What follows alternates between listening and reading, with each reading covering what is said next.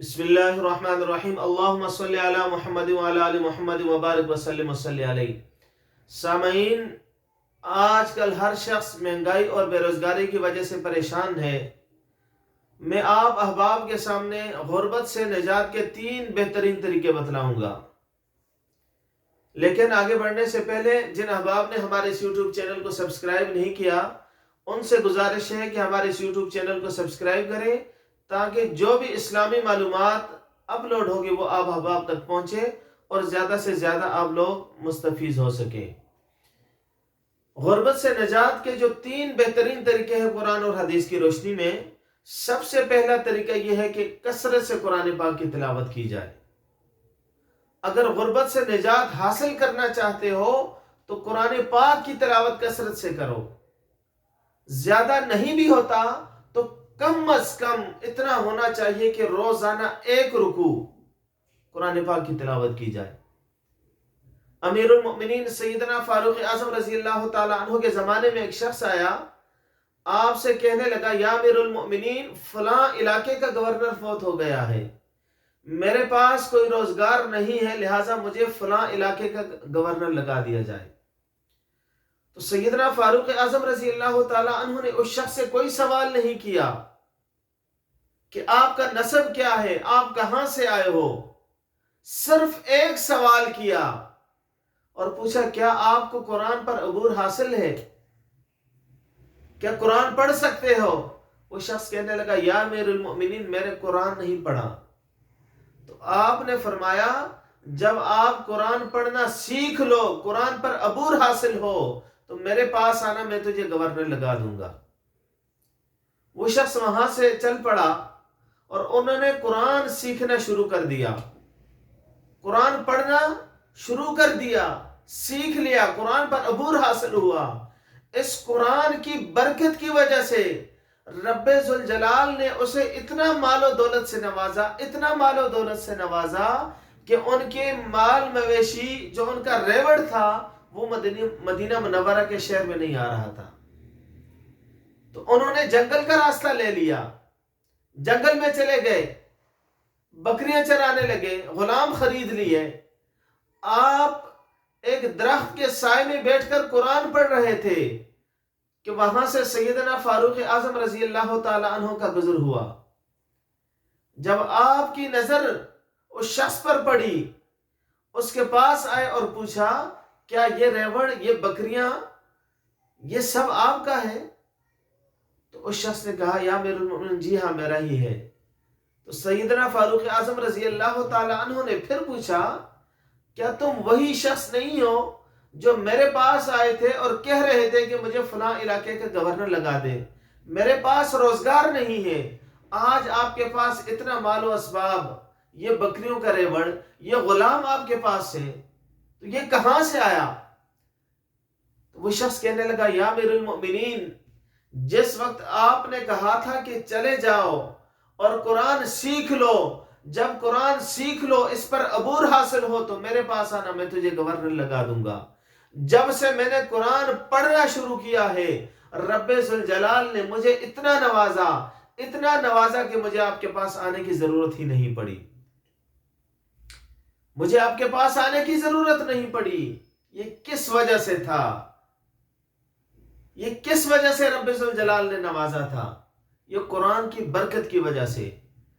غربت سے اگر نجات چاہیے ہمیں، اگر ہم نجات حاصل کرنا چاہتے ہیں حقیقتاً، تو صرف تعویذات گلے میں لٹکانے سے غربت نہیں دور ہوگی، صرف ایک ٹکڑا گھر میں لٹکانے سے اس طرح برکتیں حاصل نہیں ہوتی۔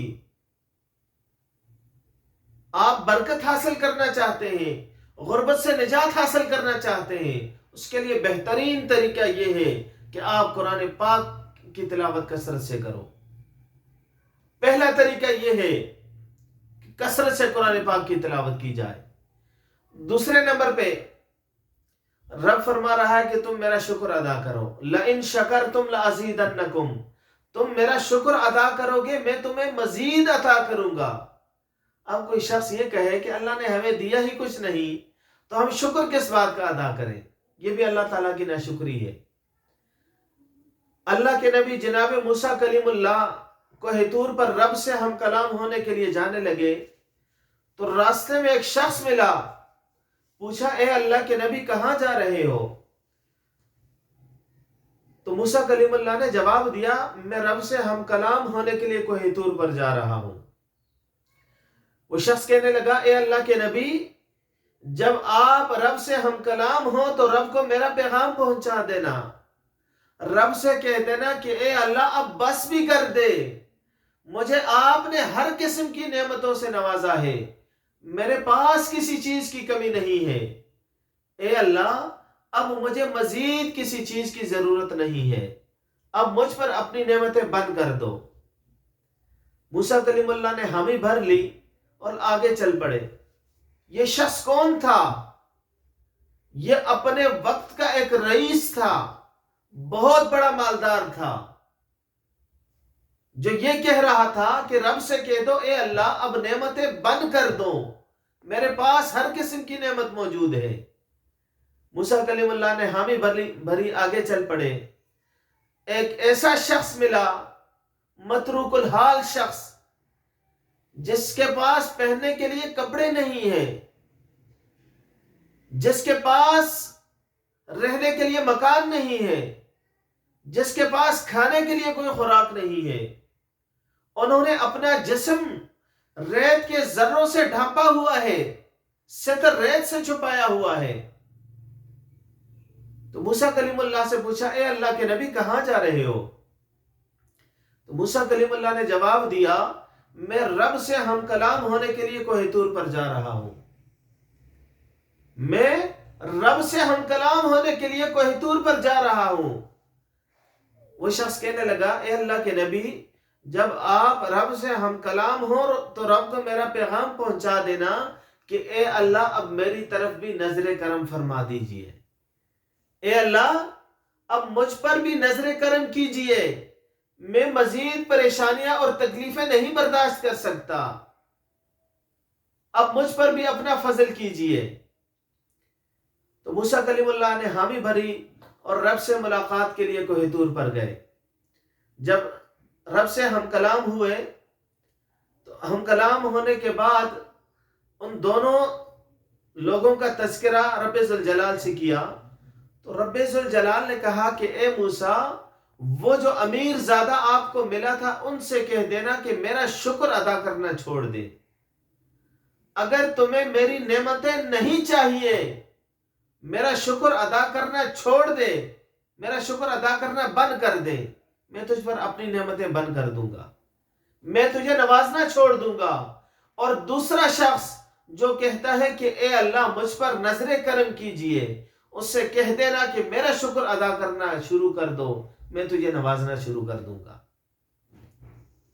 موسیٰ کلیم اللہ واپس پلٹے، اس امیر زادے سے کہا کہ رب فرما رہا ہے اگر تجھے رب کی نعمتیں نہیں چاہیے، تو کہہ رہا ہے کہ رب مجھ پر اپنی نعمتیں بند کر دے، تو رب فرما رہا ہے میرا شکر ادا کرنا چھوڑ دے، میں تجھے نوازنا چھوڑ دوں گا،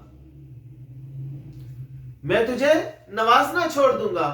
وہ شخص کہنے لگا اے اللہ کے نبی کیسی باتیں کر رہے ہو؟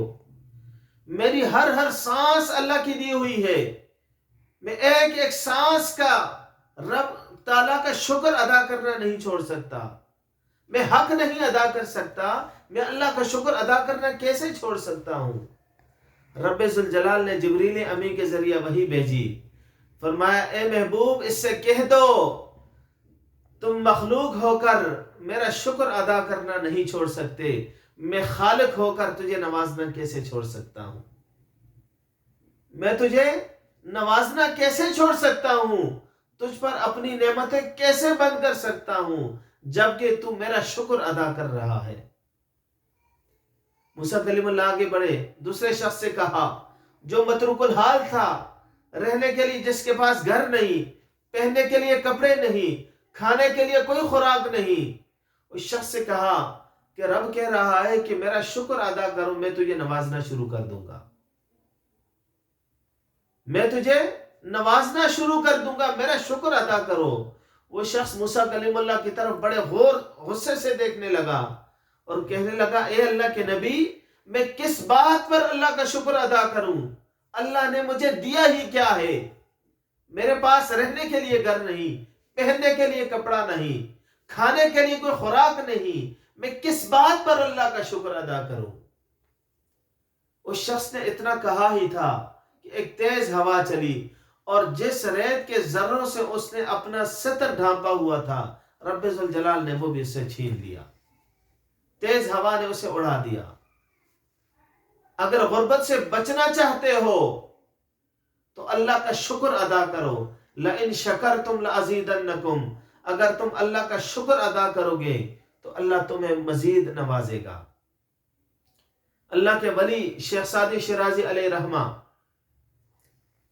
آپ اللہ کی تبلیغ کے سلسلے میں، دین کے سلسلے میں گھر سے نکلے تو راستے میں آپ کا تسمہ ٹوٹ گیا، تو آپ نے رب سے شکوے کے انداز میں کہنے لگے اے اللہ میں دین کے سلسلے میں گھر سے نکلا ہوں، میرا تسمہ ٹوٹ گیا۔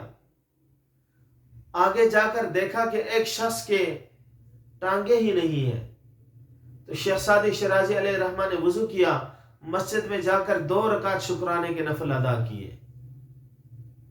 2 رکعت شکرانے کے نفل ادا کیے اور کہا باری تعالیٰ تیرا لاکھ لاکھ شکر ہے، اگر تو نے مجھے جوتے نہیں دی، میرا تسمہ پھٹ گیا، میرا جوتا پھٹا ہوا ہے، تو نے مجھے پاؤں تو سلامت دیے ہیں، میری ٹانگیں تو سلامت ہیں۔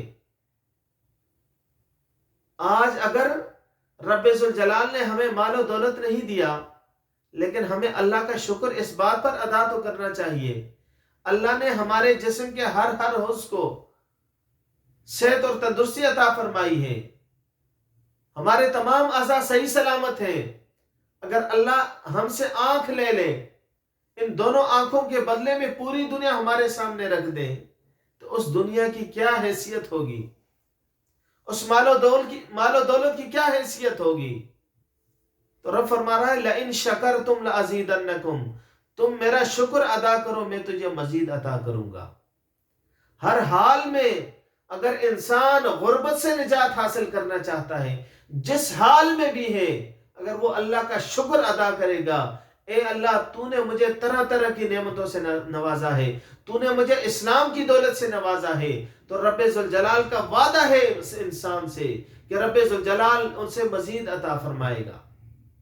غربت سے نجات کا دوسرا طریقہ کہ رب کا شکر ادا کرو، ہر حال میں اللہ کا شکر ادا کرو۔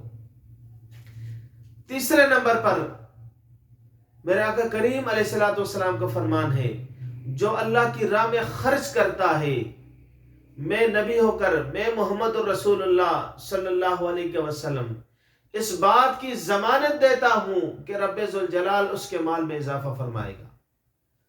اگر غربت سے نجات حاصل کرنا چاہتے ہو تو رب کی راہ میں خرچ کرو۔ اگر کسی شخص کی یہ سوچ ہے کہ مال اللہ کی راہ میں خرچ کرنے سے زیادہ کس طرح ہوگا، یہ تو کم ہو جائے گا، لیکن ضمانت دیتے ہیں میرے نبی، کائنات کی سب سے عظیم ہستی ضمانت دے رہے ہیں اور کہہ رہے ہیں جو شخص اللہ کی راہ میں خرچ کرے گا، میں محمد رسول اللہ اس چیز کی ضمانت دیتا ہوں کہ رب ذوالجلال اس کے مال میں اضافہ فرمائے گا۔ اگر کوئی شخص غربت سے نجات حاصل کرنا چاہتا ہے، اپنی حالات بہتر کرنا چاہتا ہے، اس کے لیے یہ 3 کام ضروری ہے۔ نمبر 1، کثرت سے قرآن کی تلاوت کرے۔ نمبر 2، اللہ کا شکر ادا کرے، ہر حال میں اللہ کا شکر ادا کرے۔ اور نمبر 3، اللہ تعالیٰ نے جتنا بھی دیا ہے اس میں سے اللہ کی راہ میں بقدرے جتنی انسان کی توفیق ہے، صلاحیت ہے، استطاعت ہے، اپنی استطاعت کے مطابق اللہ کی راہ میں خرچ کرے۔